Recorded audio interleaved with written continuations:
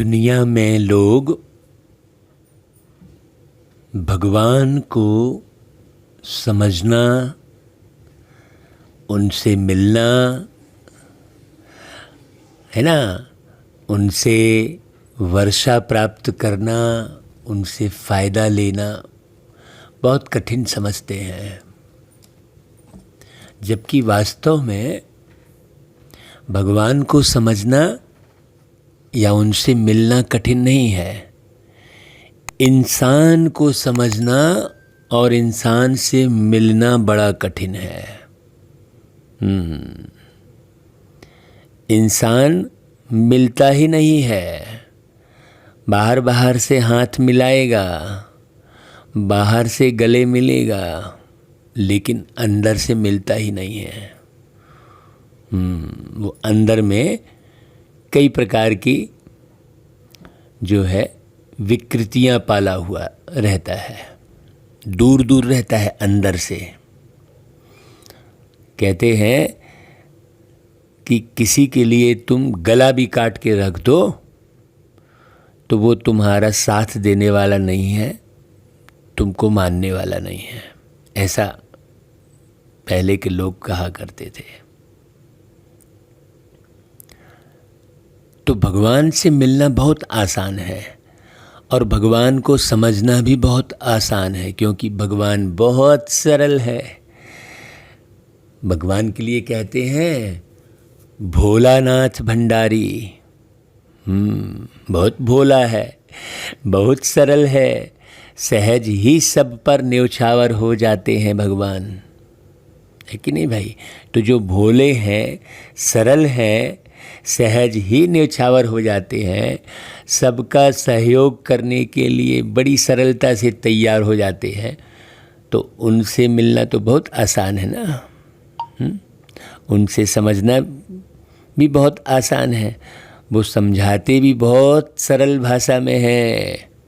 हाँ, उनसे समझना भी बहुत आसान है। जो बात भगवान अच्छी रीति समझाते हैं वैसी बात कोई समझाता ही नहीं है।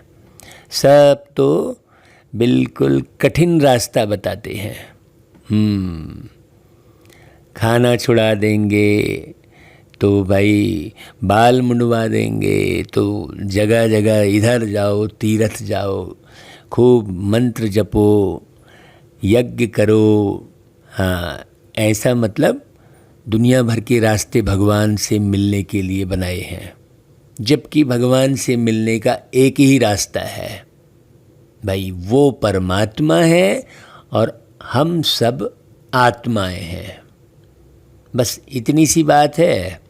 लेकिन इतनी छोटी सी बात को समझाने के लिए ना जाने कितने सारे ग्रंथ और कितने शास्त्र वेदों की रचना कर डाली, लेकिन भगवान को नहीं समझ पाए। और लास्ट में बेअंत बेअंत नेअति नेअति कह दिए। भाई कहते हैं आत्मरक्षा, और आत्मरक्षा के लिए न जाने कितने करोड़ों अरबों खरबों रुपया खर्च करते हैं आत्मरक्षा के लिए, और आत्मरक्षा हो ही नहीं रही है। आत्मा की रक्षा तो हो ही नहीं रही है। आत्मा तो विषय विकारों में दुखी हो रही है, परेशान हो रही है, क्रोधित हो रही है, विचलित हो रही है। और वो आत्मरक्षा के लिए न जाने कितने इंतज़ाम कर रहे हैं। सोचो, विषय विकारों से स्वयं की रक्षा करना मुख्य है। प्रत्येक व्यक्ति विषय विकारों से स्वयं की रक्षा कर लेगा तो इतने सारे सुरक्षा के इंतज़ाम करने ही नहीं पड़ेंगे। अभी तो मैं मेरापन इतना कूट कूट के भरा हुआ है कि एक देश दूसरे देश पर चढ़ाई करता है, कब्जा करने को करता है, दूसरे देश को भी गुलाम बना लेंगे, ऐसा सोचता है। सोचने की बात है। वास्तव में ये लोभ है। लोभ से यदि आत्मा मुक्त हो जाए तो कितनी सुरक्षा हो जाए, सोचो। तो ऐसे सुरक्षा की पढ़ाई को कोई ना तो पढ़ता है ना पढ़ाता है। हाँ, सरकार भी आत्मरक्षा की जो गहराई है, जो पढ़ाई है, उसे यदि प्रत्येक स्कूलों में पढ़ाना शुरू कर दे बचपन से ही, तो हमारा देश, ये दुनिया कितनी सुखमय, शांतिमय, आनंदमय हो जाए। लेकिन इस दिशा में ध्यान ही नहीं देते हैं। हाँ, वो योग भी सिखाएंगे तो शरीर के आसन को वो योगासन कहते हैं। सब उल्टा सुल्टा है, लेकिन समझेंगे इतना होशियार अपने आप को कि जैसे बस उनसे होशियार तो कोई दूसरा है ही नहीं। हाँ, साइंस के साधन क्या बना लिए, बस अपने आप को खूब ज्ञानी समझने लगे भाई, जबकि वो ज्ञान नहीं है, वो विज्ञान है। विज्ञान और ज्ञान में बहुत अंतर है। तो बाबा कहते हैं, मीठे बच्चे विशाल बुद्धि बन, बड़ों बड़ों की ओपिनियन लें। ऐसा जाकर बड़ों बड़ों को समझाएं कि क्यों भाई, बताओ आप सही कार्य कर रहे हो कि नहीं कर रहे हो। हमारे मन में बहुत सेवाओं की युक्तियाँ बाबा देते हैं। हमको लगता है कि देखो कौन कौन सा क्षेत्र जो है सुधारने योग्य है। जैसे कला का क्षेत्र है, लोगों को पता ही नहीं है, सब उल्टे सुल्टे गीत गाते हैं, उल्टी सुल्टी पिक्चर देख रहे हैं, उन्हें पता ही नहीं है कि ये पूरे चरित्र को खराब कर रही है पिक्चर। तो बड़ों बड़ों की ओपिनियन ले, अनेक आत्माओं का कल्याण करो, बाबा कह रहा है। क्योंकि जब बड़े बड़े जो हैं जाग जाएंगे, सरकार में बैठे लोग यदि समझ जाएंगे तो बहुत सरल हो जाएगा परिवर्तन करना। यदि कला क्षेत्र के लोग जो है, भाई दो लोगों का बोलबाला है बहुत तेज़ी से, एक नेता और दूसरा अभिनेता। हाँ, सरकार में बैठे नेता और अफसर जो हैं, एक शासन और दूसरा प्रशासन।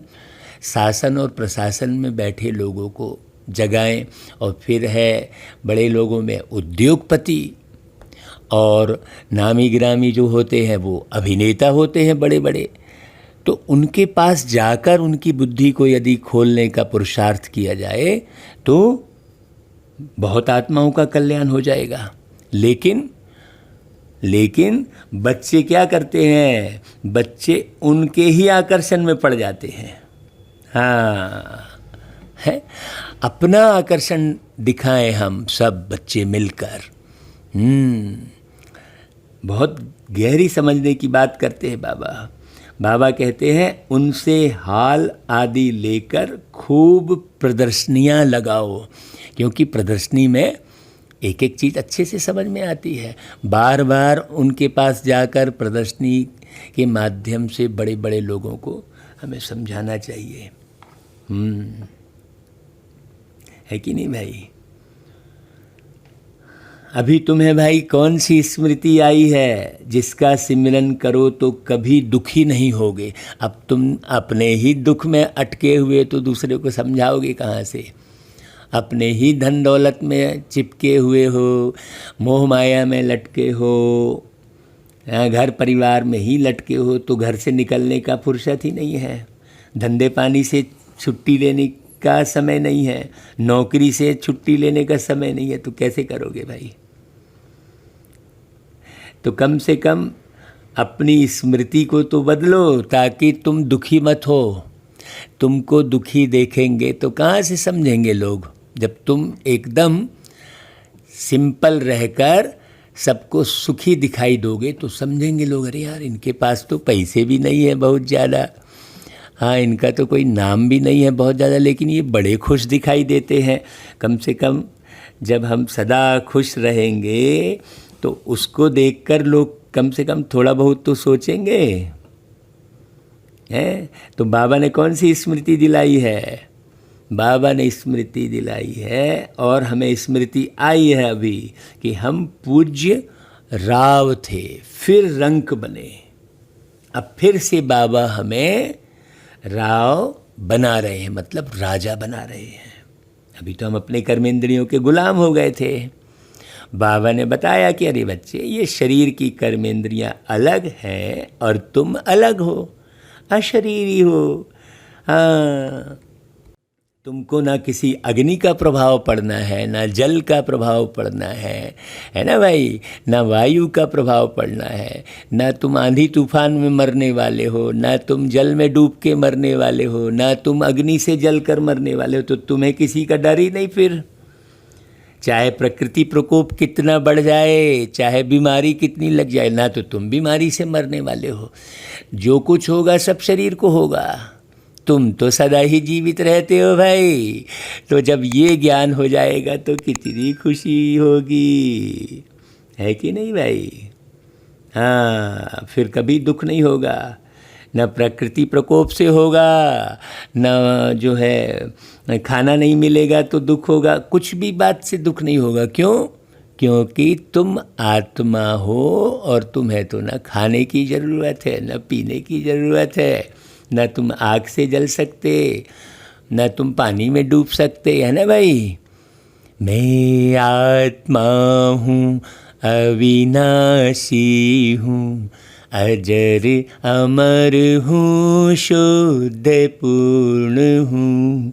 पानी मुझे गला नहीं सकता, अग्नि मुझे जला नहीं सकती। ये गीत सुनाते हैं हम सबको।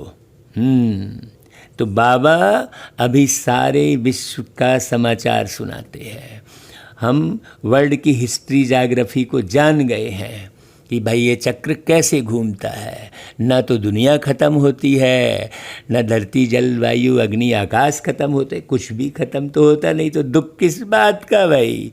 न रिश्ते नाते ख़त्म होते हैं, न धन दौलत ख़त्म होती है, कुछ तो ख़त्म होता ही नहीं, फिर दुख किस बात का। सोचने की बात है। बस इतना सा ज्ञान नहीं होने के कारण जमाने भर का दुख बटोर बटोर के लोग हृदय में संभाल संभाल के रखते हैं, जैसे दुख का अचार डालेंगे। केवल इतना सा ज्ञान कि भाई मैं तो एक आत्मा हूँ, अजर अमर हूँ, अविनाशी हूँ। तो बाबा कहते हैं इन्हीं स्मृतियों का सिमरन करते रहो तो कभी अपने को दुखी नहीं समझेंगे। नहीं तो लोग क्या सोचते हैं, भैया जितना दुख मुझे है ना किसी को नहीं है। हर एक व्यक्ति खाली अपने दुख को ही बड़ा समझता बैठा रहता है कि नहीं। लेकिन बाबा जो स्मृति दिला रहे हैं, अगर वो याद रहे तो कभी दुखी नहीं समझेंगे, अपने को पूरे विश्व का सबसे सुखी इंसान समझेंगे। आपको मैं अपनी बात बताता हूँ, मुझे हमेशा लगता है कि मैं तो भाई सारे संसार में सबसे सुखी व्यक्ति हूँ। जब मैं अपने बच्चों से ये कहता हूँ ना कि देखो बच्चे, संसार में मैं सबसे ज़्यादा सुखी हूँ, तो बच्चे मालूम क्या बोलते हैं, नहीं नहीं मैं सबसे ज़्यादा सुखी हूँ। बोले कैसे? बोले वाह, जिनके पिताजी इतने सुखी रहेंगे तो बच्चे तो उनसे ज़्यादा सुखी रहेंगे ही, ऐसा बोलते हैं। सोचो, ऐसे आप पूरे परिवार को एकदम सुखी संपन्न बना सकते हो, सदा खुश रह सकते हो। दुनिया में तो गीत गाते हैं कि नयनहीन को राह दिखाओ प्रभु, ऐसा गीत गाते हैं।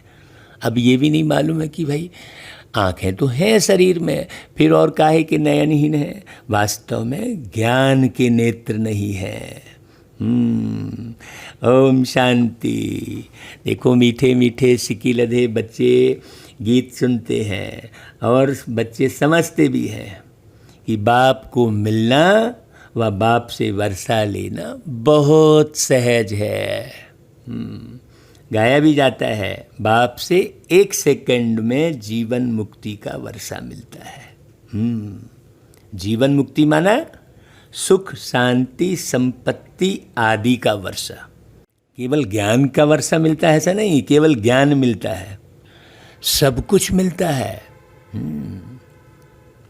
दिखाया है ना भाई कि पल भर में विश्वकर्मा को भेज दिया और सुदामा भगवान के पास ही रहे, और भगवान के पास रहते रहते उनके पता भी नहीं चला, उनकी पूरी सुदामा नगरी बन गई, उनके नाम से स्वर्ण नगरी बन गई। ये दिखाया है और सुदामा को पता ही नहीं चला। तो अभी बहुत सारे बच्चों को मालूम नहीं पड़ रहा है कि उनके लिए बाबा स्वर्ग की स्थापना बिल्कुल कर चुके हैं। सतयुग बिल्कुल आ रहा है कहते हैं। पल भर की देरी है, बस तुम शरीर के भान से मुक्त हो जाओ तो जीवन मुक्त अवस्था में रहोगे। अब जीवन मुक्त और जीवन बंध 2 अक्षर है ना, बच्चे जानते हैं। इस समय भक्ति मार्ग और रावण राज्य के कारण सब जीवन बंध में है। हाँ भाई, जितने हैं सब विषय विकारों में हैं। भाई आज वार्ड का पार्षद भी है तो वो विषय विकारों में है, राज्य का मुखिया है तो वो भी विषय विकारों में है। तो रावण राज्य ही कहलाया कि नहीं कहलाया भाई? आज घर का जो मुखिया है, घर के जो माँ बाप हैं, वो रोज ही विषय विकारों में जा रहे हैं, तो घर में भी रावण राज्य है। सिंपल सी बात है, रावण मतलब कोई एक व्यक्ति का राज्य थोड़ी, सब जगह रावण का राज्य है, सब विषय विकारों में है। वो विषय विकारों में पढ़कर ही तो एक बाप अपने बच्चे को खूब मारता पीटता रहता है। अब भाई हमें तो अपने बच्चों को जरा भी आँख भी नहीं दिखानी पड़ती। क्यों? क्योंकि हम विषय विकारों में नहीं हैं तो हमारे बच्चे भी विषय विकारों में नहीं हैं। तो कितना सुखकारी जीवन है हमारा। देखो आज हम बाबा की मुरली सुना रहे हैं और सब सुन रहे हैं गृहस्थ में रहते हुए। हाँ, बहुत सिंपल सी बात है, एकदम सिंपल सी बात है, लेकिन समझेंगे कब? जब पवित्र रहेंगे। तो बाप आकर क्या करते हैं? बंधन से मुक्त करते हैं। भाई कौन से बंधन से मुक्त करते हैं? विषय विकारों के बंधन से मुक्त करते हैं। हाँ, कोई रिश्ते नातों के बंधन से मुक्त थोड़ी करते हैं, कोई धन दौलत के बंधन। भाई धन दौलत का कोई बंधन थोड़ी है। दुनिया में लोग धन को माया समझते हैं। अरे भाई धन तो आवश्यक चीज़ है, उसे माया समझ के तो छोड़ा नहीं जा सकता। माया को भी नहीं समझे हैं, इसीलिए बहुत हिरे हुए हैं, निकल नहीं पा रहे हैं अच्छे से विषय विकारों से, है ना भाई? है बड़ी समझने की बात। तो बाप वर्षा देते हैं, जैसे बच्चा जन्मा और माँ बाप मित्र संबंधी आदि समझ जाते हैं, वारिस पैदा हुआ। जैसे यह समझना सहज है वैसे वह भी सहज है। बच्चे कहते बाबा कल्प पहले मिसल आप हमको आकर मिले हो। एकदम सरल सी बात, आपसे ही सहज वर्षा पाने का रास्ता मिला है। यह तो हर एक जानते हैं कि नई सृष्टि के रचयिता भगवान ही हैं, वह हमको भटकने से बचाते हैं। हाँ, कल भक्ति करते थे, आज बाप से सहज ज्ञान और राजयोग का रास्ता मिला है। कल तो हम खूब भक्ति करते थे, आज रास्ता मिला है भाई अच्छे से। अभी भक्ति की मंत्र की आवश्यकता ही नहीं है, लेकिन बहुत बच्चे नहीं समझने के कारण विषय विकारों को भी नहीं समझते, माया को भी नहीं समझते, बाप को भी नहीं समझते, तो अभी भी भक्ति में और नाती पोती इसमें उलझे हुए हैं। हमने देखा, बाबा ने तो हमें पूरे देश विदेश में सेवा कराने अर्थ बाबा हमें ले गए, तो बहुत लोगों को देखा। अब भाई देखा, पूछा भाई कितने साल से ज्ञान में चल रहे हो? बोले 30 साल हो गया। अच्छा, फिर उसके बाद बोले अब उनको मालूम पड़ा कि हम ज्योतिषी हैं, तो कहते हैं कि महाराज आप ज्योतिषी हो, आप बताओ मेरे बहू का बच्चा कब होगा, मेरे बेटे की शादी कब होगी, अब बताओ भला। कहते हम 30 साल से ज्ञान में चल रहे हैं, और वो उसी चक्कर में फंसे हुए हैं। मैंने पवित्रता को समझा ही नहीं है। बच्चे अपना अनुभव सुनाते हैं, वैसे ही हम भी सुनाते हैं भाई, कि देखो क्या समझे हैं। पवित्रता को समझना मुख्य जरूरी है। हाँ, है कि नहीं भाई? तो अभी हमने असल में परमपिता परमात्मा बाप को जाना नहीं है। हम अपने लौकिक शरीर के माता पिता को जान रहे हैं, लेकिन आत्मा के पिता परमात्मा को नहीं जान रहे हैं। आत्मा का ज्ञान ही नहीं है, बस सुन रहे हैं मैं आत्मा हूँ, लेकिन शरीर का भान छोड़ना पड़ता है, आत्म स्थिति में रहना होता है, ये मालूम नहीं है। भाई हमने तो बाबा के घर में जाकर सुना कि अरे वाह, 2 बाप हैं। एक बाप तो जिसने जन्म दिया, और पालने वाले बाप तो अलग है। एक माँ जिसने जन्म दिया वो अलग हो गई, और पालने वाली माँ तो परमपिता परमात्मा है।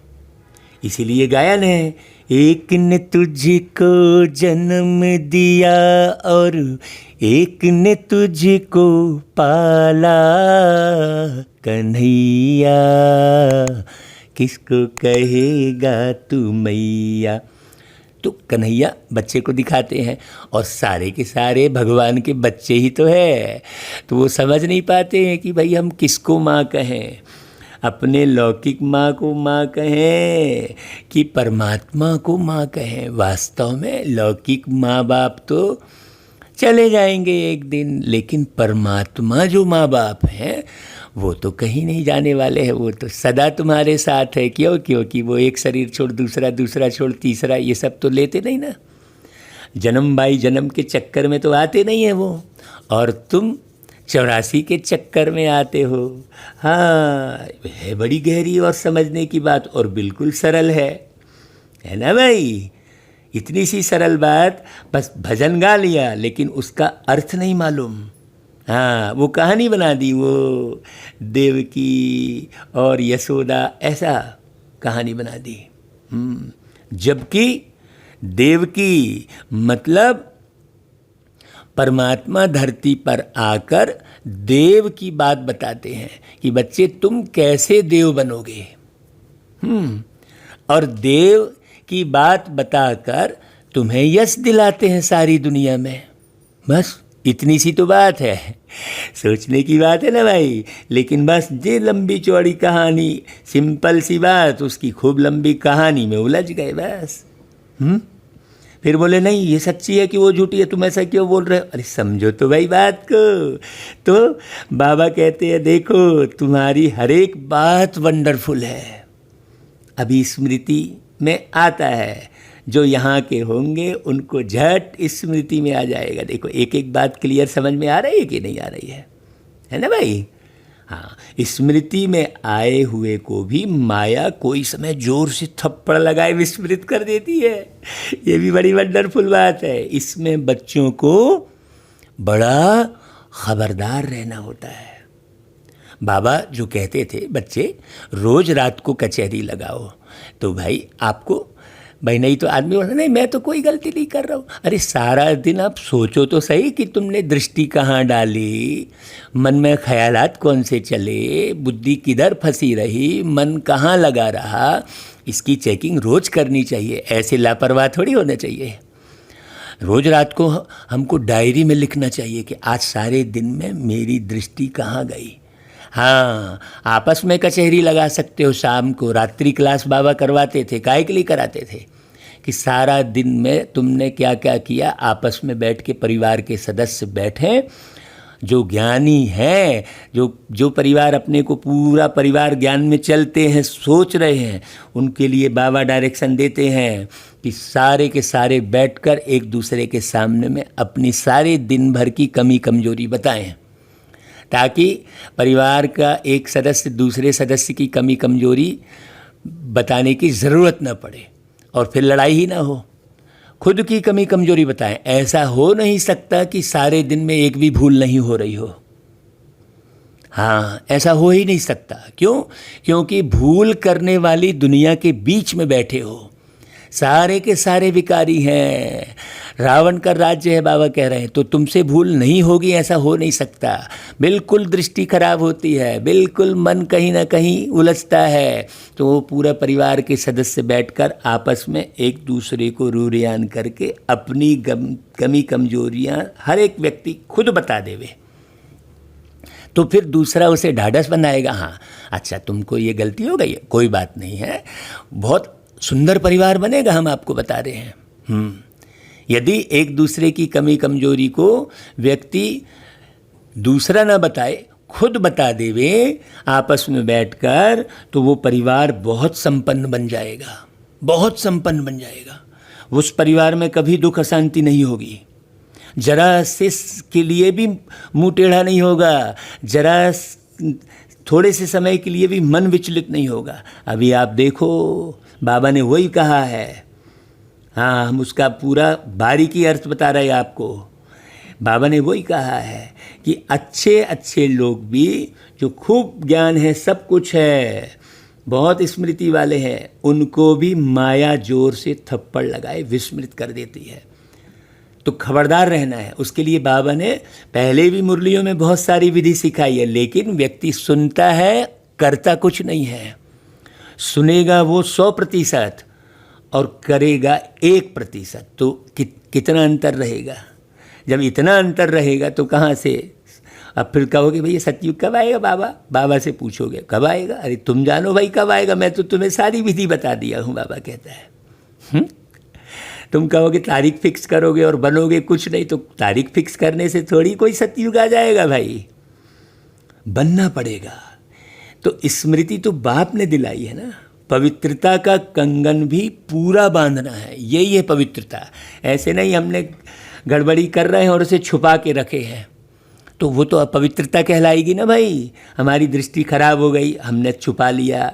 हाँ, हमारे को जो है कहीं भी लोभ आ गया, हमने उसे छुपा लिया। हम किसी से बेईमानी कर दिए, उसे छुपा लिया। आपको बिलीव नहीं होगा, खूब बेईमानी होती है हर आत्मा से, लेकिन वो छुपाती चली जाती है, तो वो बेईमानी की जो है आदत बढ़ती चली जाती है। इसलिए बाबा ने कई मुरलियों में कहा है कि बच्चे जो भी करो उसे छुपाओ मत। हाँ, जो अच्छी बात 2 लाइन का कुछ गीत लिख लेगा, कोई लेख बना देगा, भाषण बना देगा, तो उसे जमाने भर में दिखाएगा। हाँ, लेकिन अंदर अंदर गलतियां करता रहेगा, उसे दिखाने में उसे शर्म आती रहेगी, महान समझता रहेगा। हर एक व्यक्ति गलती करता है, लेकिन दूसरे की गलती पर विचलित होता है। ये बड़ी ध्यान देने की बात है। तो रक्षाबंधन का रहस्य क्या है कि भाई एक भी बुराइयों को मत छुपाओ और पवित्रता का कंगन बांध के रखो। सो तो अभी तुम जानते हो ना भाई, किसने यह प्रतिज्ञा कराई है? काम तो महाशत्रु है। बाप कहते हैं मेरे साथ प्रतिज्ञा करो कि कभी भी पतित नहीं बनूंगा। हाँ, बाबा कहते हैं मुझे याद करते रहो तो आधा कल्प के पाप जलकर खत्म हो जाएंगे। भाई जो बिल्कुल साफ रहेगा ना, तो वही बाबा की याद कर सकेगा। तो बाप गारंटी करते हैं। भाई एक दूसरे के प्रति भावना खराब हो गई, वो भी आप स्पष्ट बता दो कि देखो भाई मेरी आपके लिए भावना खराब हो गई। बता दो। नहीं, अंदर भावना खराब करके रखे हैं और बाहर से बाबा बाबा कर रहे हैं, बाबा की बातें कर रहे हैं। भाई आप कोई नारी किसी भी पुरुष को बड़ी गहरी बात समझना, कोई बहन कोई भाई एक दूसरे से फ़ोन करते हैं, बात करते हैं, तो बाबा की बात चल रही है, लेकिन अंदर में भावना दूसरी बैठी हुई है। ये महापाप कर्म है। कर रहे हैं फ़ोन पे बाबा की बात और अंदर जो है भावना वो भाई के प्रति आकर्षण है। हाँ, उसके साथ रहने का मन कर रहा है, तो ये बहुत बड़ा पाप है। उसमें तुम कभी ज्ञान में आगे नहीं बढ़ सकोगे। इसे बहुत अच्छे से समझना। केवल मुरली सुन लिए हजारों और उसको रिफाइन कर दिए, अच्छे अच्छे तरीके से सुना दिए, उससे कुछ नहीं होने वाला है। बाप गारंटी करते हैं अगर तुम ऐसा करते हो तो तुम्हें जो है 21 जन्मों की राजाई मिलेगी और आधा कल्प के पाप जलकर खत्म हो जाएंगे। परंतु यह तो बच्चे समझते भी हैं, बाप गारंटी करते, यह तो बात ठीक है ना। सोनार गारंटी भी क्या करेंगे कि हम पुराने जेवर को नया बनाएंगे। हाँ, सोनार यही गारंटी करेंगे ना। अब उस जेवर को संभालने का काम तो तुम्हारा है ना भाई। वो तुम्हारे पुराने जेवर को, खाद को निकाल के बढ़िया चमका के दे देगा। अब तुम्हें उसको संभालना तो तुम्हें पड़ेगा ना। तो उनका तो यह काम ही है, आग में डालने से जरूर वह सच्चा सोना बन ही जाएगा। तो बाप समझाते हैं आत्मा में भी खाद पड़ी है, कैसे सतो रजो तमो में आते हैं, यह बात तो बहुत सहज तरीके से बाबा ने बता दी है। अब उसे अच्छे से समझ के तैयार करो भाई, है ना, है कि नहीं भाई? बहुत अच्छे से समझो ना। हाँ, तो बाबा ने सब बताया, चित्र भी इसलिए बनाए हैं कि इस पर सहज समझा सकें। भाई यूनिवर्सिटी कॉलेजेस आदि में भी नक्शे होते हैं ना अनेक प्रकार के, तो तुम्हारे भी यह नक्शे हैं। देखो बाबा कितना अच्छे समझा रहे। तो तुम अच्छी रीति किसको समझा सकते हो? हाँ, अब सोचो प्रदर्शनी में कितना समझा रहे हो।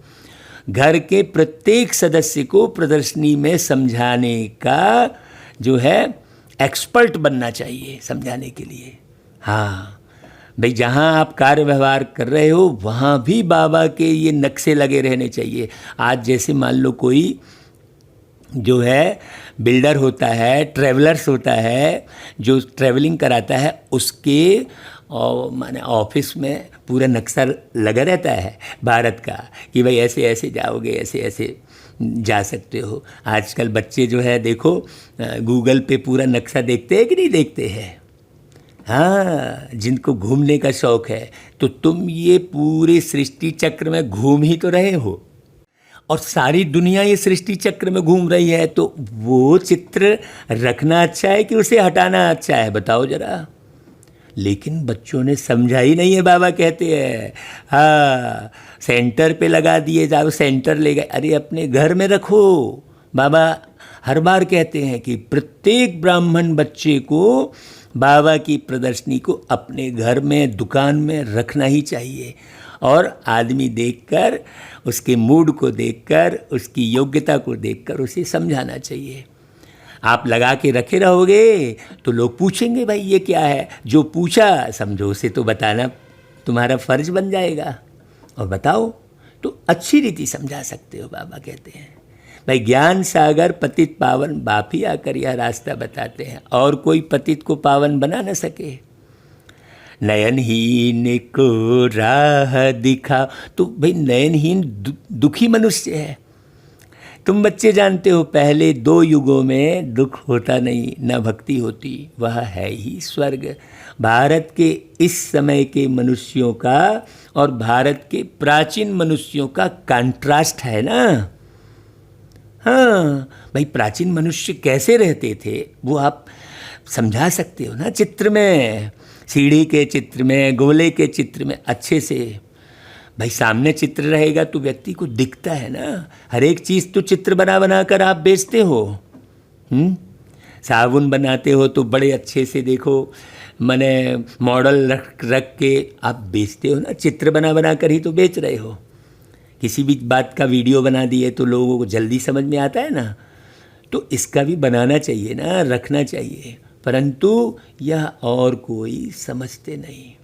कितनी पूजा चलती है, जितना जितना जो साहूकार होते हैं उतना देवी देवताओं को अच्छे जेवर पहनाते हैं। बाबा खुद अनुभवी है, ब्रह्मा बाबा। हाँ, हीरे जवाहरात का ही व्यापार करते थे।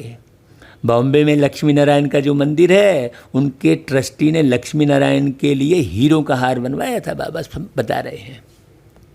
बाबा को उस ट्रस्टी का नाम भी याद है।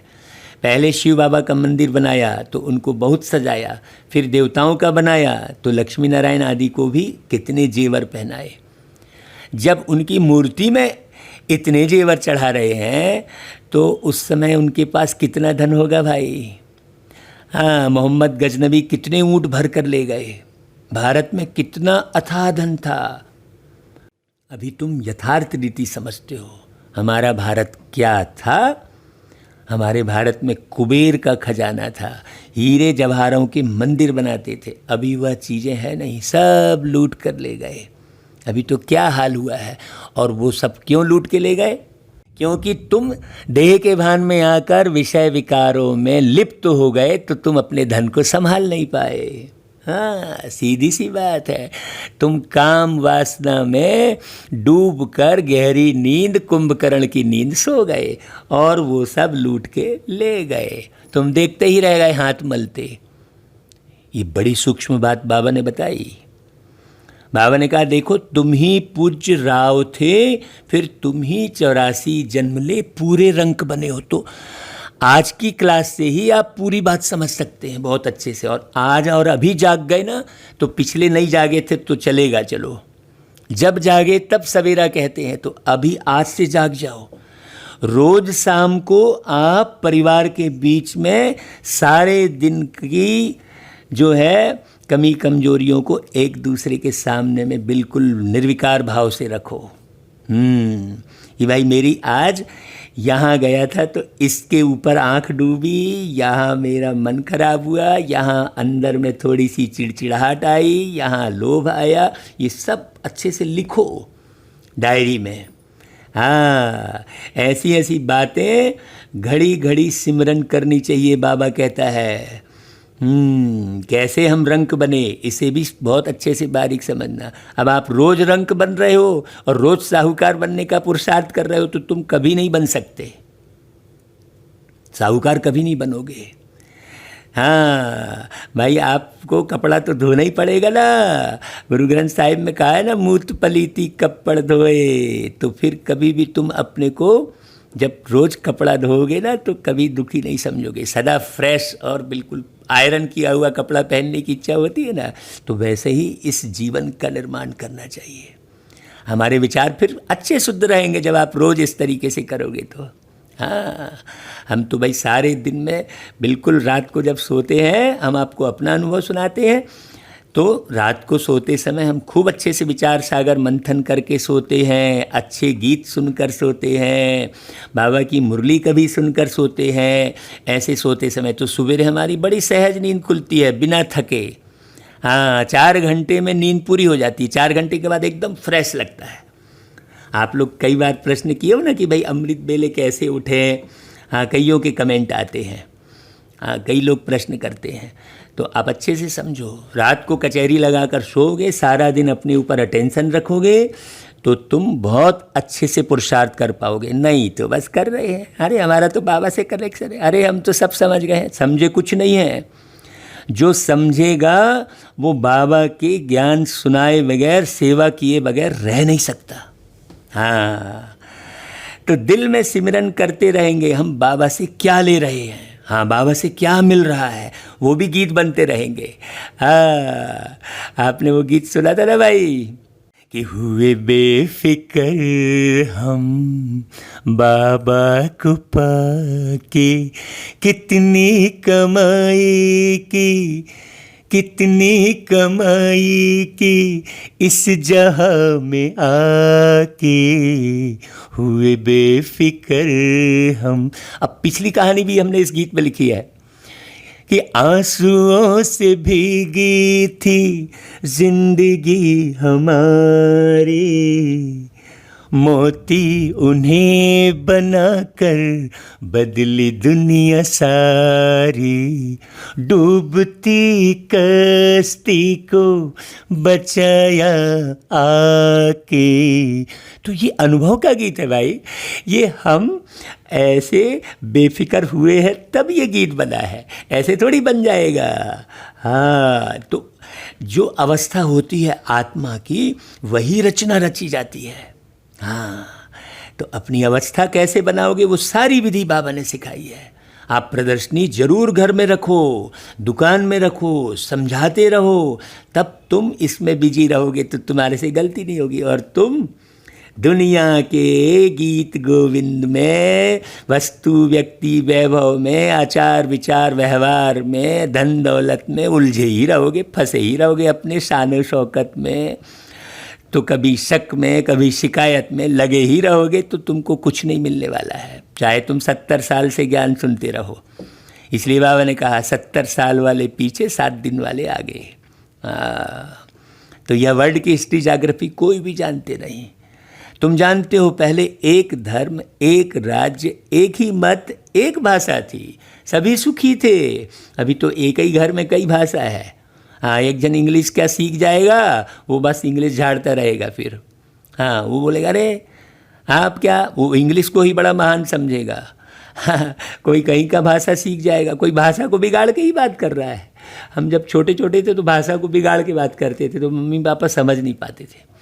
तो एक मत होना, अभी एक घर में 4 लोग हैं तो 4 मतें चलेंगी अलग अलग। तो अपने घर को ही जब परिवर्तित नहीं कर रहे तो पूरी दुनिया को परिवर्तन करने निकले हैं, कहाँ से होगा भाई। बाबा एक एक बात बहुत गहरी अच्छे से समझा रहे हैं कि भाई सभी सुखी कब थे, जब एक धर्म, एक राज्य। तो एक धर्म में पूरा परिवार नहीं है भाई, शांति स्वधर्म में सब रहें, सब अपने को आत्मा समझ के एक दूसरे से बात कर रहे हैं क्या, देखो। नहीं तो बेटा समझ रहे हैं, माँ समझ रहे हैं, बाप समझ रहे हैं, आत्मा नहीं समझा ना, तो एक धर्म कहाँ हुआ। तो एक परिवार में एक धर्म नहीं है, एक परिवार में एक राज्य नहीं है, सब मुखिया बने बैठे हैं एक परिवार में। बेटा अलग मुखिया, चाचा अलग मुखिया, भतीजा अलग मुखिया, सब मुखिया बने बैठे। एक परिवार में एक का राज्य नहीं है। तो एक परिवार में एक बाप की बात बच्चे, पत्नी, भाई, बंधु नहीं मानते हैं। तो बाबा जो इशारे दे रहे हैं वो पहले फर्स्ट बिगेस्ट एट होम सुनाया है बाबा ने। एक मत पर सारे परिवार चल रहे हैं क्या, बहू की मत अलग तो सास की मत अलग, देखो। हाँ, सब मिलके एक जैसा। तो बाबा कहते हैं देखो, जब एक मत थे तो सभी सुखी थे, पीछे आपस में लड़ने झगड़ने लगे और घर के टुकड़े टुकड़े होते होते पूरे भारत के टुकड़े टुकड़े होने लगे। फिर अलग हो गया, बांग्लादेश अलग हो गया, पाकिस्तान अलग हो गया, घर के टुकड़े हो रहे हैं एक्चुअल में। ये भारत के टुकड़े टुकड़े कहाँ से हुए, घर के टुकड़े हो रहे हैं, तो भारत के टुकड़े हो रहे हैं। तो पहले अपने घर के सदस्यों को एकजुट होना पड़े, फिर समाज के सदस्य एकजुट होंगे। आप देखो घर में तो एकता है नहीं, चले हैं समाज की एकता बनाने के लिए। ये बारीक बात समझा रहे हैं बाबा। तो पहले बाबा कहते हैं ऐसे नहीं था पूरा, वहाँ कोई भी किस्म का दुख नहीं था, बीमारी का नाम निशान नहीं था। एक मत, एक धर्म, एक राज्य होगा तो कहाँ से बीमारी होगी भाई। उसका नाम ही है स्वर्ग, जहाँ कोई वर्ग भेद नहीं है किसी भी किस्म का। तुमको अपनी स्मृति आई है बरोबर, कल्प कल्प हमको विस्मृति होती है, फिर स्मृति दिलाने प्यारे बाबा आते हैं, फिर स्मृति में आता है। पहली एकच भूल हुई है जो रचता और रचना को भूल गए हैं, माने आत्मा और परमात्मा को सब भूले हुए हैं। हाँ, है ना भाई। सफल कर लो सांसें अपनी, परम पिता को याद कर, व्यर्थ न जाए जीवन अपना, पल पल को आबाद कर। सुनना भाई बहुत अच्छे से। हाँ, यही होना लगा रहता है। गार्डन में जाते हैं, लगता है कैसे लोगों को समझाएं, गीत के द्वारा समझा ले तो कुछ भाई बीमारी को बहाना बना के समझा ले, ऐसा होना लगा रहता है। क्यों? सदा स्मृति रहती है। बाबा ने पूरे सृष्टि चक्र का ज्ञान बुद्धि में ऐसा भरा है कि वो निकल ही नहीं सकता। तो अभी तुम आदि मध्य अंत को जानते हो, सतयुग में भी यह नॉलेज नहीं होगी तो फिर परंपरा कैसे चल सकती है भाई। कई लोग कहते रावण जलाना परंपरा है। अरे जब सतयुग में ही नहीं है ये ज्ञान तो फिर कहाँ से परंपरा आ जाएगा। उस समय मुख्य तो राजे लोग ही होते हैं, ऋषि मुनि थोड़े ही होते हैं। यहाँ तो ढेर मुखिया भाई, वे तो द्वापर से आते हैं। बताओ, ये ज्ञान तो किसी ने बताया ही नहीं था। ऋषि मुनि आदि को खान पान भी राजाओं से ही मिलता है। राजाएं संभाल करते हैं, क्योंकि फिर भी संन्यास करते हैं ना भाई, और राजा विषय विकार में जाते हैं द्वापर युग से, तो फिर ऋषियों की संभाल राजा करते हैं जो पवित्र रहते हैं। हाँ, है गहरी बात। तो अभी यहाँ पर बड़ी गहरी बात छुपी हुई है। अब हम एक एक बात समझाने बैठे तो सारा दिन लग जाए भाई। हाँ, वह तो द्वापर में ही आते हैं, वह राजाओं के आधार पर चलते हैं। कहते हैं हम रचता और रचना को नहीं जानते। बाप कहते हैं या खुद राजाएं भी नहीं जानते, इस दुनिया में कोई भी इस नॉलेज को नहीं जानते। अभी तुम बच्चे समझदार बने हो। बाबा कह रहे देखो, बच्चों को समझदार बता रहे, जबकि बनाया किसने? बाबा ने। लक्ष्मी नारायण के मंदिर जो बनाते हैं उनको तुम लिख सकते हो, इतने लाखों रुपया खर्च कर मंदिर बनाया, परंतु उनकी जीवन कहानी का तो आपको पता ही नहीं है। बताओ, पूछो उनसे जाकर, पता है इन्होंने राज्य कैसे पाया, फिर कहाँ चले गए, अभी कहाँ हैं? हम आपको सब राज बता सकते हैं, ऐसा उन्हों को लिख सकते हो, लेकिन बस कोई करे तब ना। हाँ, जाए कोई टाटा और बिरला के पास अच्छे से समझावे। हाँ, मुख्यमंत्री को बुला लिए, हाँ आगे आगे बोले, लेकिन वो समझा कितना है पहले ये तो देखो। हाँ, नहीं तो तुम्हारे ही मंच से जो है कन्याओं की शादी की बड़ाई कर रहा है और सारे ब्रह्मा कुमार उसको सुन रहे हैं और तालियां बजा रहे हैं। तो ऐसे थोड़ी होता है। तुम बच्चे तो हर एक की जीवन कहानी को जान चुके हो, तो क्यों नहीं लिखना चाहिए भाई? हमको टाइम दो तो हम एक एक की जीवन कहानी बताएंगे, ऐसा बताओ। शिव के मंदिर जो बनाते हैं उनको भी तुम लिख सकते हो। बनारस में शिव का मंदिर कितना बड़ा है, वहाँ भी ट्रस्टी लोग होंगे। कोशिश करनी चाहिए, बड़ों बड़ों को जाकर समझाएं। बड़े आदमी समझ गए तो उनका आवाज़ बहुत होता है, लेकिन बड़े आदमी से कुछ उद्घाटन करा के चले गए उससे थोड़ी, उनकी बुद्धि में भी आना चाहिए ना, ताकि वो बोलें यहाँ भाई जाओ ब्रह्मा कुमारी, वही इस देश की रक्षा कर सकती है, ऐसा वो बोलें बड़े बड़े, तब तो तुमको सौंपेंगे भाई। नहीं तो बस खाली 100 पीस बन गए, तुमने फ़ोटो छपा ली उनके साथ में खड़े होकर, वो थोड़ी सेवा हो गई। हाँ, उनकी बुद्धि बदलनी चाहिए। अभी तक किसकी बुद्धि बदली है? किस मुखिया को बनाया आपने? कौन मुखिया है देश का या राज्य का जो तुम्हारे सेवा कर रहा है, जा जाकर लोगों को जगा रहा है? कौन नेता और अभिनेता परिवर्तित हुआ है? देखने की बात है जो खूब सेवा कर रहा है। लिस्ट बनाओ, बाबा कहता है। कोशिश करनी चाहिए। बड़े आदमी समझ गए तो बहुत आवाज़ होगा, गरीब लोग झट सुन लेते हैं। मदद बड़ों की लेनी है, ओपिनियन भी बड़ों बड़ों की लिखवानी है, क्योंकि उन्हों का आवाज़ भी मदद करता है। वास्तव में वह इतना आवाज़ करते नहीं जितना होना चाहिए। बाबा कह रहे हैं देखो स्पष्ट, तुम प्रेसिडेंट को भी समझाते हो, अच्छा अच्छा भी कहते हैं, चीफ मिनिस्टर गवर्नर आदि ओपनिंग करते हैं, लिखते हैं, या बीके तो बहुत अच्छा सहज रास्ता ईश्वर से मिलने का बताते हैं, परंतु ईश्वर क्या चीज़ है या कुछ भी नहीं जानते, वो खुद ही। तो ऐसे थोड़ी लग के पुरुषार्थ कर रहे हैं, नहीं करते। हाँ, सिर्फ उस समय कहते हैं रास्ता बड़ा अच्छा है, शांति मिलने का मार्ग अच्छा है, परंतु खुद नहीं समझते। हाँ, तो बाबा बड़ों बड़ों को समझाने के लिए भी कहते हैं, तो अच्छी रीति आप समझाएंगे तो ना समझेंगे वो। बड़े बड़े मनुष्यों से बड़े बड़े जो नामी ग्रामी हाल है वह ले लो, बोलो हम सब मनुष्यों के कल्याण के लिए यह प्रदर्शनी हमेशा के लिए रखना चाहते हैं। सिर्फ एडवर्टाइज करनी है, ऐसे 50 या 100 हाल लेने चाहिए। हाँ, नहीं तो भाई हम खुद ही हाल बनाए पड़े हैं और खुद अपने ही हाल सुधारने में लगे हुए हैं, ये भी ठीक नहीं है ना। भारत तो बहुत बड़ा है ना, एक एक शहर में 10-12 हाल ले लो। बाबा कह रहे हैं देखो अखबार में पढ़ जाए, इतने हालों में प्रदर्शनी हो रही है, जिनको समझना है वह आकर समझे, ऐसे खुद से छापें। वो जब जागे रहेंगे तब न छापेंगे, वो तो पैसे के पीछे भागते, और तुम पैसा खिला के छपवा लिए तो वो थोड़ी कोई सेवा हुई। तो कितने का कल्याण हो जाएगा। बच्चों को बड़ा विशाल बुद्धि बनना चाहिए। आज पूरी मुरली बाबा की सेवा की है।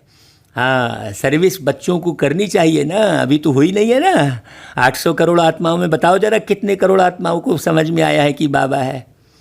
भाई 33 करोड़ तो होंगे ना देवी देवता, आप बोल रहे हो, तो बताओ कितने करोड़ हुए हैं।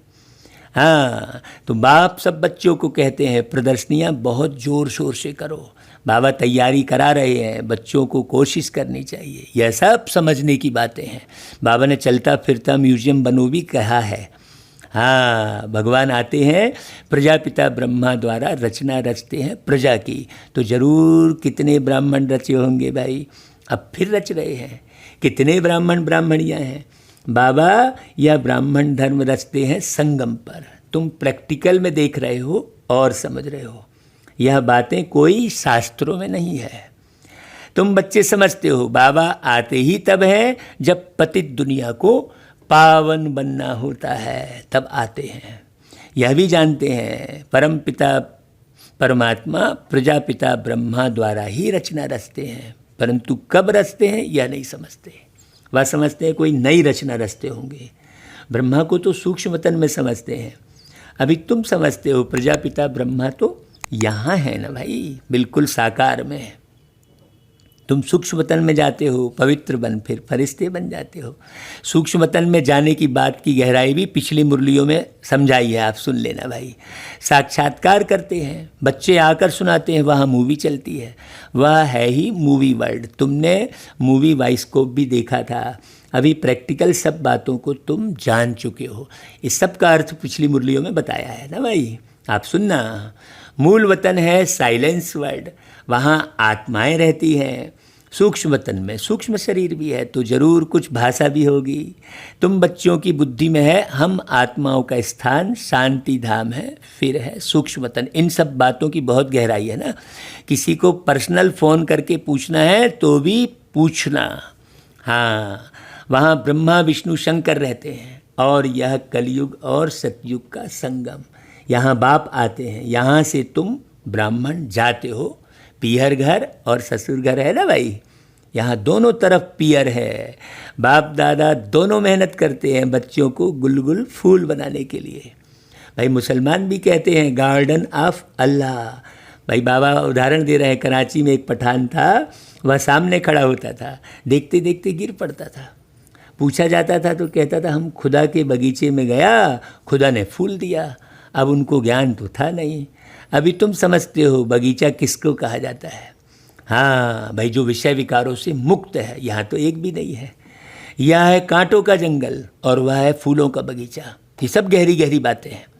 तुम्हारी बुद्धि में सारा राज है। सतयुग क्या है, कलयुग क्या है, तुमको बहुत खुशी होनी चाहिए। सारा चक्र तुम्हारी बुद्धि में है। विस्तार तो इनका बहुत है, तुम्हारी बुद्धि में कितना साल्ट में बैठा हुआ है। तुम बच्चों ने रचता बाप द्वारा रचता और रचना को जाना है। ब्रह्मा को रचता नहीं कहेंगे, रचता एक है, बलिहारी भी एक की है, वो है शिव बाबा। पहले पहले रचना ब्रह्मा की है, फिर कहेंगे कृष्ण की। ब्रह्मा तो है तो ब्राह्मण भी जरूर चाहिए। पांडवों को ब्राह्मण नहीं समझेंगे, ब्रह्मा द्वारा ब्राह्मण चाहिए। यह है रूहानी यज्ञ, इसको स्पिरिचुअल नॉलेज कहा जाता है, आध्यात्मिक ज्ञान। रूह को वही बाप ज्ञान देंगे। तुम जानते हो हमको मनुष्य नहीं पढ़ाते हैं, सभी आत्माओं को बाप पढ़ाते हैं। कहते भी हैं ब्रह्मा द्वारा स्थापना, कृष्ण थोड़े ही कहेंगे भाई, वह तो हो भी ना सके। ब्रह्मा द्वारा स्थापना कौन कराते हैं, क्या कृष्ण? नहीं, परम पिता परमात्मा शिव। विष्णु द्वारा पालना, ब्रह्मा और विष्णु का कितना पार्ट है। हाँ, ब्रह्मा मुख वंशावली ही फिर जाकर विष्णुपुरी के देवता बनते हैं। ब्रह्मा शु विष्णु, विष्णु सो ब्रह्मा। यह भी बच्चों को समझाया है। अब ये सब इसलिए कहना पड़ता है क्योंकि यही कहानी गढ़ी हुई है। तो ब्रह्मा शु विष्णु, विष्णु सु ब्रह्मा। हाँ, विष्णु बनने में 1 सेकंड, विष्णु सु ब्रह्मा बनने में 84 जन्म। कितनी वंडरफुल बातें हैं भाई, कोई भी समझ ना सके। यह है बेहद की बातें। बेहद के बाप से बेहद की पढ़ाई पढ़, बेहद का राज्य लेना है। सृष्टि चक्र को अच्छी रीति जानना है, ऐसा नहीं समझ गए। आत्मा ही जानती है शरीर द्वारा। हाँ, ऐसे नहीं कि शरीर नॉलेज लेता है आत्मा द्वारा, नहीं, आत्मा नॉलेज लेती है शरीर द्वारा। तुमको कितनी खुशी है, यह आंतरिक गुप्त खुशी होनी चाहिए। पढ़ाई के संस्कार आत्मा में है, दुख भी आत्मा को होता है ना। कहते हैं हमारी आत्मा को दुखी मत करो। अभी हमारी आत्मा थोड़ी भाई है। बच्चों को अब कितनी रोशनी मिल रही है, तुमको खुशी रहती है। सागर से रिफ्रेश हो, बादलों को मिलकर वर्षा बरसानी है। कितनी ऊंची बात बोल गए बाबा। हाँ, बादलों को मिलना पड़े ना। अभी सब अलग अलग जा रहे हैं तो टुकड़ा टुकड़ा बरस ही नहीं पा रहे हैं। भाई जब बादल मिले तभी बरसात हो सकती है गहरी बात। तो इसमें बादल कौन है और वर्षा कौन सी करनी है? हम सब बादल हैं। हमें आपस में मिलकर प्रदर्शनी आदि तैयार करने में मदद करनी चाहिए, शौक होना चाहिए, सर्विस सर्विस और सर्विस। अच्छा भाई, बाबा फिर याद प्यार देते, गुड मॉर्निंग करते, नमस्ते करते हैं। हम बच्चे भी बाबा को खूब याद करें, खूब प्यार करें, बाबा को नमस्ते करते हैं, गुड मॉर्निंग करते हैं। अच्छा भाई, सार बाप द्वारा मिली हुई नॉलेज का सिमरन कर अपार खुशी में रहना है। विशाल बुद्धि बन जोर शोर से सर्विस करनी है। अभी भागवत की नई युक्ति निकाली है, वो भी आप अपने शहर में बिल्कुल आयोजित कर सकते हैं। हमको उसके एवज में कुछ भी नहीं चाहिए आपसे। हाँ, आप फ़ोन पर बात करके उसकी चर्चा कर लेना भाई। दूसरा, बाप द्वारा जो स्मृति मिली है उसे विस्मृति में नहीं लाना है। हाँ, पवित्र रहने की जो बाप से प्रतिज्ञा की है भाई, उसे पूरा पूरा निभाना है। एक सेकंड भी आप पवित्र नहीं होना है। ना दृष्टि को अपवित्र करो, ना वृत्ति को, ना जीभ को, ना कान को, किसी भी इंद्री को अपवित्र मत करो। हाँ, हम भाई रोज़ फरिश्तों से मिलते हैं, फरिश्तों से बातचीत होती है, तो यहाँ तक कि कहते हैं भाई तुम जो है यहाँ पर किसी के हाथ का प्रसाद भी मत लो। ऐसा हमको फरिश्ते बात करके बताते हैं। तुम बस सिर्फ हमसे बात करो, हमको तुम पसंद हो, तुमको हम पसंद हैं। ऐसे हम फरिश्तों से भी बात करते हैं रोज़, और रोज़ वो डायरेक्शन देते हैं। सोचो, जो फरिश्ते हैं वो भी पवित्रता को पसंद करते हैं। आप बहुत अच्छे समझना, हम रोज़ फरिश्तों से मिलते हैं, रोज़ उनके पास जाकर बैठते हैं। अच्छा भाई, वरदान, अपने भाग्य और भाग्य विधाता के गुण गाने वाले सदा प्रसन्न चित्त भव। हाँ, जब देखो फरिश्ते जो है मैंने उनसे प्रसाद लेने भी मना कर रहे हैं, तो बाहर का विषय विकारियों के द्वारा बना हुआ अन्न कितना घातक होगा सोचो।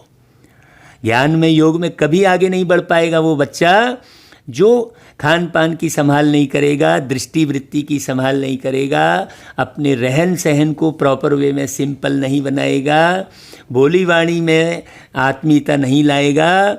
ये सब गहरी बात है। वही ज्ञान योग में आगे जाकर और सतयुग में ऊंच पद पाएगा। बाबा कहता है सतयुग में तो आने मिल जाएगा, लेकिन प्रजा के भी प्रजा बनकर जाकर पाओ तो क्या फ़ायदा। इतने बड़े भगवान आए और उनसे तुमने थोड़ा सा कहते हैं कुत का पा लिया, ऐसा बोलते हैं, है ना भाई। तो क्या फ़ायदा, वो ज्ञानी थोड़ी कहलाएगा भाई। हाँ भाई, आप किसी करोड़पति के यहाँ गए और एक चवन्नी लेकर आए तो कोई बहुत बड़ी बात हो गई क्या? नहीं। हाँ, तो ऐसे भगवान वर्षा देने आए हैं, तो अपने भाग्य और भाग्य विधाता के गुण गाने वाले सदा प्रसन्न चित्त रहते हैं। सभी ब्राह्मण बच्चों को जन्म से ही ताज तख्त तिलक जन्म सिद्ध अधिकार के रूप में प्राप्त होता है। तो इस भाग्य के चमकते हुए सितारे को देखते हुए अपने भाग्य और भाग्य विधाता के गुण गाते रहो तो गुण संपन्न बन जाएंगे।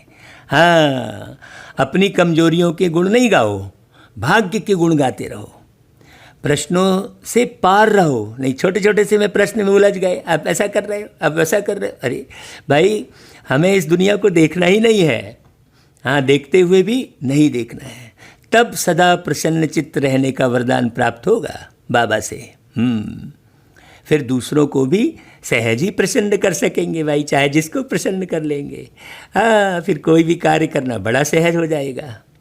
देखो, अपने मन को खराब तो नहीं कर रहे हो छोटी छोटी सी बातों में।